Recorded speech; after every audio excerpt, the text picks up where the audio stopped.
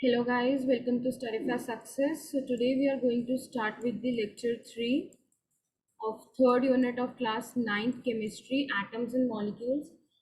Till far we have taken only 2 lectures over this. Every week on Wednesday you get the video of this. So बाकी unit 1 unit 2 YouTube पर uploaded है, आप लोग देख सकते हैं. यूनिट 1 शॉर्ट्स में कवर की गई है, यूनिट 2 के प्रॉपर लेक्चर्स हैं. लास्ट में एक क्वेश्चन आंसर सेशन भी सॉल्व है यूट्यूब पर, जो हमारी साइट पर जिसके क्वेश्चंस हैं, तो आप उससे भी गो थ्रू कर सकते हैं. So now without any delays let's start with today's lecture. So अभी तक हम लोगों ने so far we have discussed all these topics, solid liquid gases at molecular structures and all. Chemical ये लॉज पढ़ाए थे मैंने आपको, दो हैं ये, law of conservation of mass and law of constant proportion. ये दोनों मैंने आपको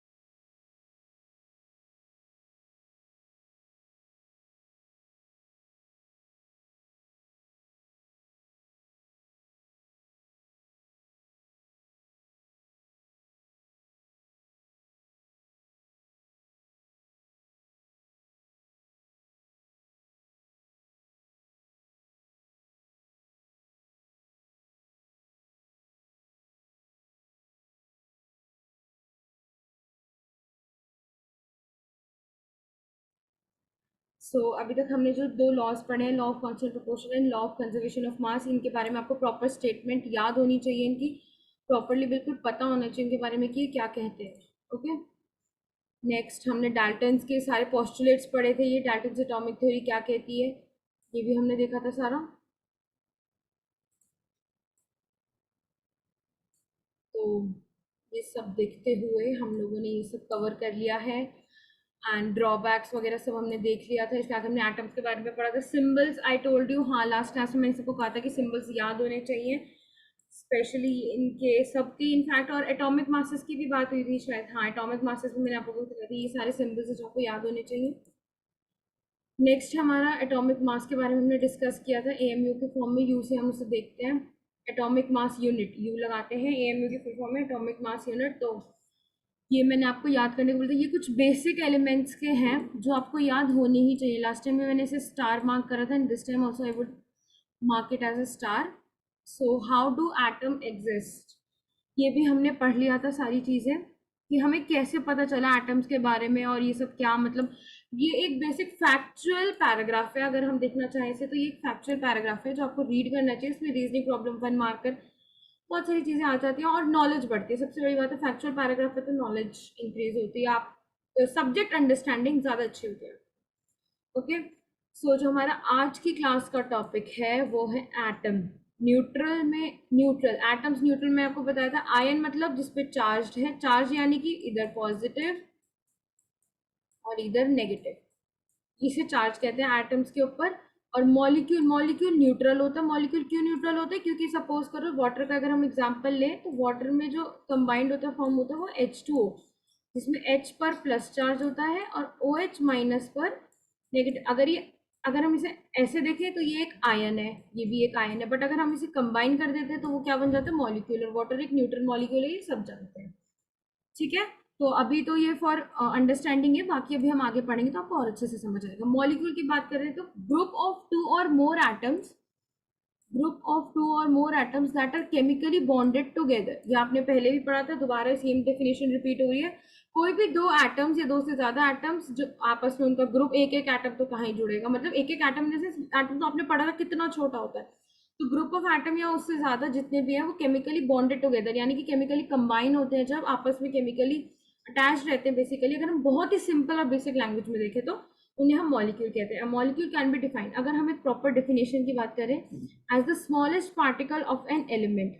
एलिमेंट्स के बारे में आपने यूनिट 2 में बहुत अच्छे से पढ़ा, प्रॉपर डिस्क्रिप्शन है, प्रॉपर डेफिनेशन, सारा सब कुछ एक्सप्लेन है, आप जा सकते हो वहाँ पे। Particle of an smallest particle of an element or a compound that is capable of an independent existence, although वो उसका पार्ट है, वो उसका smallest molecule can be smallest particle of an element, वो उसका पार्ट है एलिमेंट का, but वो एग्जिस्ट कैसे करते हैं, इंडिपेंडेंटली। इसीलिए हमने उसे क्या नया नेम दे दिया, मॉलिक्यूल। जब वो एग्जिस्ट इंडिपेंडेंटली कर रहा है तो उसका नेम भी इंडिपेंडेंट होना चाहिए, न्यू, तो मॉलिक्यूल। अगर हम एग्जाम्पल में देखें तो H2 देखो, is the smallest particle of water which shows all the properties of water. ठीक है, वाटर का स्मॉलेस्ट पार्टिकल है जिस H2O एक सारी प्रॉपर्टीज शो करता है, जैसे hydrogen gas consist of H2O molecule, हमें पता है। Nitrogen gas exist in the form of N2 molecule, ये भी हमें पता है। नाइट्रोजन गैस कैसे N2 मॉलिक्यूल की फॉर्म में है, ऑक्सीजन O2, क्लोरीन Cl2, ये सारी, ये आप इनको देख सकते हो कि एटम्स जो उनके स्मॉलेस्ट पार्ट है वो कैसे मॉलिक्यूल में एग्जिस्ट कर रहे हैं। नेक्स्ट कम्स एटम्स, और उसमें हम देखेंगे होमोएटॉमिक एंड हेटेरोएटॉमिक। होमोएटॉमिक एंड हेटेरोएटॉमिक, पहले बात तो मुझे आप बताओ कि होमोएटॉमिक और हेटेरोएटॉमिक से आपके माइंड में क्या स्ट्राइक करती है चीजें। सो ओके, होमोएटॉमिक में देखो, होमोएटॉमिक यानी कि containing atoms of same element. Same element यानी कि एटम, ये मॉलिक्यूल है, सपोज करो हमने मॉलिक्यूल लिया H2। H2 अभी हम ऊपर पढ़ के चुके कि मॉलिक्यूल है, इसके अंदर कौन से एटम्स है, एक H एटम है और एक H एटम है, ऐसे बॉन्डेड है ये। जो जब हम एटम्स के बीच में एरो दिखाते हैं, उसे बॉन्ड, एरो नहीं सॉरी डैश दिखाते हैं, लाइन दिखाते हैं, बेसिकली उसको हम बॉन्ड कहते हैं। ठीक है, तो ये H बॉन्ड है H2 में, यानी कि सेम बॉन्ड है। बट अगर हम हेटेरोटॉमिक में आ जाए तो डिफरेंट बॉन्ड, जैसे कि H2O का एग्जांपल, पहले एग्जांपल देखते हैं हम। H2O में क्या है, OH और ये OH, ऐसे है, जिसमें से कि कितने एटम्स है, दो डिफरेंट एटम्स, H है एक और एक O है, दो डिफरेंट एटम्स हो गए ना। ऑल्दो H और H सेम है, बट बीच में डिफरेंट एटम एक भी अगर आ जाए तो वो हेटेरोटॉमिक हो जाता है। O2 में दो O बॉन्डेड है, देखो मेरा ये बन गया O2। CO2 देखिए अगर हम, तो ऐसे स्ट्रक्चर में बॉन्ड एक है दो है, उसको आप मत जाओ, आप बस एटम्स की बॉन्डिंग देखो कि उसमें कितने एटम इन्वॉल्व है उसके स्ट्रक्चर में। तो CO2 में दो है, C भी है और O भी है, तो ऐसे इनका डिफ्रेंसिएशन करेंगे। हेटेरोटॉमिक और होमोएटॉमिक में आई होप आपको कोई डाउट नहीं होगा, मॉलिक्यूल्स को हमने कैसे डिवाइड करें आपको पता चलेगा। Next we come on to atomicity. The number of atom in a molecule of an element is called atomicity। ये तो डेफिनेशन से एकदम ऐसे मैथमेटिकल से फॉर्मुलेशन दे रही है, तो निकालना अगर इसमें मैथमेटिकली होगा तो भी बहुत ईजी है। The number of atoms, atomicity के number of atoms in a molecule of an element is called atomicity। एक मॉलिक्यूल के अंदर एक एलिमेंट के कितने एटम्स प्रेजेंट है उसको हम एटॉमिसिटी बोलते हैं। तो अगर हम इसके की पॉइंट्स पढ़े तो atomicity of inert gas He, neon and water and metals like Li, Ni is 1। देखो एटॉमिसिटी ऑफ इनर्ट गैसेस क्या होती है, जो रिएक्ट नहीं करते, मैंने आपको बताया भी था, helium, neon, argon, krypton, xenon, इन सब के बारे में। And metals like lithium, sodium, potassium, copper and what is this, sorry, is 1। हाँ, कॉपर का अगर हम देखें एटॉमिसिटी तो इनकी 1 है। 1 मतलब एटॉमिसिटी की एक एटम के अंदर, एक मॉलिक्यूल के अंदर इनका जो एक एटम प्रेजेंट है कॉपर, वो एक ही है। Molecule of some elements contains atoms, these are diatomic. Diatomic मतलब दो atoms, H2, O2, N2, Cl2, ये देखो ये सारे एग्जांपल्स है जो दो हैं, दीज आर कॉल्ड डायटोमिक। जो एग्जिस्ट 1 की फॉर्म में 1 उसमें करते हैं, जिनकी एटॉमिसिटी 1 है, मतलब कि एक मॉलिक्यूल के अंदर वो एक एटम कितना कंट्रीब्यूट करता है उसको हम एटॉमिसिटी बोलते हैं। तो copper, potassium, lithium, sodium, helium, xenon, krypton, ये सब इनकी एटॉमिसिटी 1 है, but molecules like hydrogen, oxygen, इन सब की एटॉमिसिटी क्या है? 2 है, यानी कि दे आर डायटोमिक। इनकी एटॉमिसिटी क्या है? 2। The ozone O3 molecule containing 3 atoms and so its atomicity is 3। हम इसे कह सकते हैं, ओजोन को हम एक ट्राइएटॉमिक मॉलिक्यूल बोल सकते हैं, क्योंकि ओजोन में 3 एटम्स प्रेजेंट है ऑक्सीजन के। Now phosphorus is P4। P4 की एटॉमिक टेट्रा है, टेट्रा एटॉमिक है। टेट्रा एटॉमिक यानी कि 4। टेट्रा केमिस्ट्री में usually word is denoted for 4, di is for 2, tri is for 3 atomicity. और अगर हम S8 मॉलिक्यूल की बात करें, जो हमने ऊपर एग्जाम्पल में पढ़ा था, S8 is a homo atomic molecule, और S8 की एटॉमिसिटी हमारे पास क्या आती है? 8, क्योंकि ये 8 बॉन्ड्स से बॉन्डेड होता है S मॉलिक्यूल। 8 सल्फर एटम्स होते हैं हमारे पास इसके स्ट्रक्चर में। नाउ अगर हम आ जाए मॉलिक्यूल्स ऑफ कंपाउंड्स में, atoms of different elements join together in definite proportion for molecules of compound. Molecules of compound में क्या हम पढ़ेंगे? बेसिकली मॉलिक्यूल्स ऑफ कंपाउंड में atoms of different elements, different, अभी तक हम किस समझे? Same elements. तो atom of different elements join together in definite proportion to form molecules of compound. Definite proportion में कंबाइन हो रहे हैं। डेफिनेट यानी कि फिक्स, जितनी उसकी रिक्वायरमेंट है, लॉ ऑफ डेफिनेट प्रोपोर्शन अभी हमने ऊपर पढ़ा था, उसको पॉइंट में कंसिडर करते हुए इसलिए ये वर्ड यूज करा गया। तो आप इसके लिए देख सकते हैं कि आपने इस पर एक लॉ भी पढ़ा है अभी ऊपर ही। ओके, नेक्स्ट अगर हम इसके एग्जांपल्स में जाए तो वाटर, हाइड्रोजन H2O, ऐसा तो नहीं है कि H3O बन रहा है H या H2O2 वाटर का फॉर्मूला, ऐसे फिक्स प्रोपोर्शन में है, तो इसीलिए उसको हमने मॉलिक्यूल वो बोला है। मॉलिक्यूल्स जो फिक्स प्रोपोर्शन में हमारे होते हैं, मॉलिक्यूल्स ऑफ कंपाउंड्स की अगर हम बात करें तो कंटेनिंग एलिमेंट्स इसमें क्या है? Hydrogen, oxygen. Ratio is 1:8। 1:8 क्यों है? हाइड्रोजन का मास 1, ऑक्सीजन का मास 16, बट इसमें एटम कितने हैं? 1:2 हो जाएगा। ये हाइड्रोजन के 2 एटम है, तो 2:16 की रेशियो कितनी आती है? That is 1:8। हमें ये भी तो देखना है कि एटम्स कितने कंबाइन है। 2 हाइड्रोजन है इसमें। अमोनिया में अगर हम देखें तो हाइड्रोजन एंड नाइट्रोजन, हाइड्रोजन कितने हमारे? 3 है, तो हाइड्रोजन का मास 3:1 करके कैलकुलेट करेंगे नाइट्रोजन से, तो 3:14 आ रहा है। नाइट्रोजन का मास 14 होता है। ऊपर मैंने आपको इसीलिए पहले बोला था कि एटॉमिक मासेस याद होना बहुत जरूरी है, वरना आगे आगे क्लासेस कॉम्प्लिकेटेड लगेंगी अगर हमें एटॉमिक मास नहीं याद होगा तो। Carbon dioxide CO2, carbon 1, oxygen 2, तो 1 कार्बन एंड ऑक्सीजन 2, तो 16 2 ऑक्सीजन का मास है इसमें। अगर हम सिंगल सिंगल एटम का ले तो वो 1:8 आएगा। आप ऐसे भी इसको समझ सकते हो कि वाटर में जैसे हाइड्रोजन का 1 है और ऑक्सीजन के सिंगल एटम का मास तो 18 होगा ना।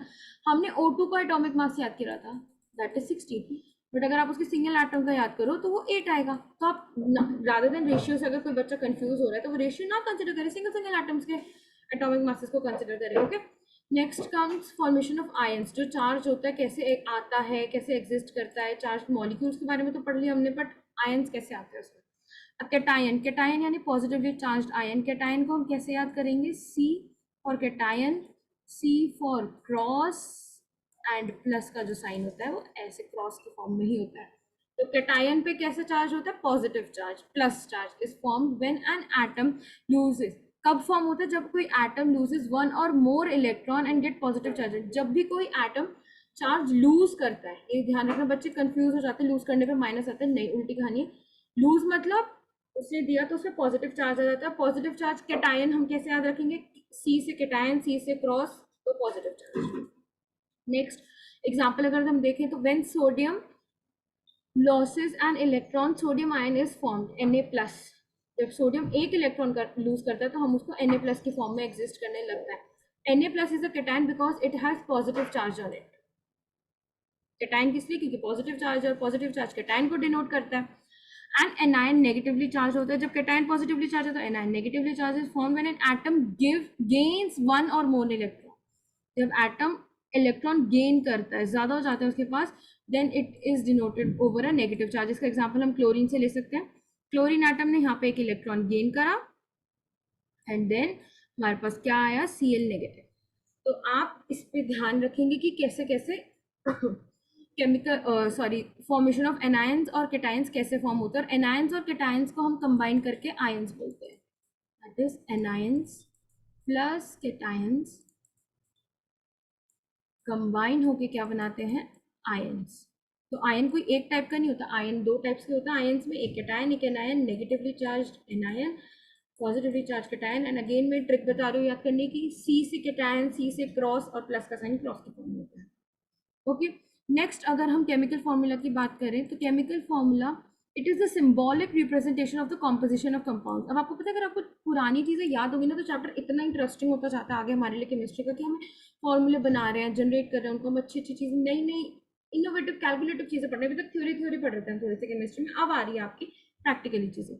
So it is the symbolic representation of the composition of compounds. Characteristics of chemical formula.